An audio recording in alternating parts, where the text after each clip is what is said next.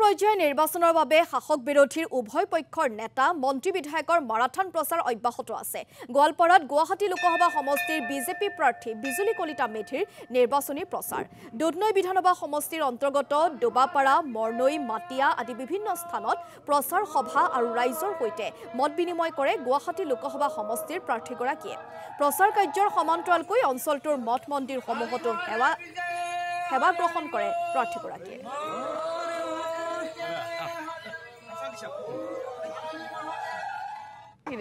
যেহেতু আমাৰ নিৰ্বাচনী প্ৰচাৰ চলি আছে, গতিকে আজি এই অঞ্চললৈ আহিছোঁ আৰু ৰাইজক লগ পাইছোঁ, মাৰ আশীৰ্বাদ লৈছোঁ, ৰাইজৰ পৰা শুভাশীষ লৈছোঁ।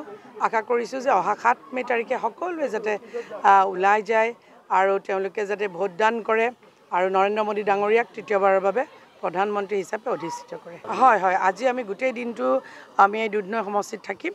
তাৰপিছত আমাৰ বকত আৰু 2-4খন মিটিং আছে নিশাৰ ভাগত। গতিকে তেনেদৰে আজি গোটেই দিন ৰাত তেনেকৈ চলাই থাকিম। নিজৰ যিমান 100% এফৰ্ট দিবলৈ চেষ্টা কৰিছোঁ, কাৰণ গণতন্ত্ৰৰ এই পৰীক্ষাটোত যিমান ৰাইজৰ পৰা আমি সঁহাৰি পাম, ৰাইজক লগ পাম, ৰাইজৰ পৰা আশীৰ্বাদ পাম, সেইটোৱে পৰীক্ষাৰ পৰা ভাল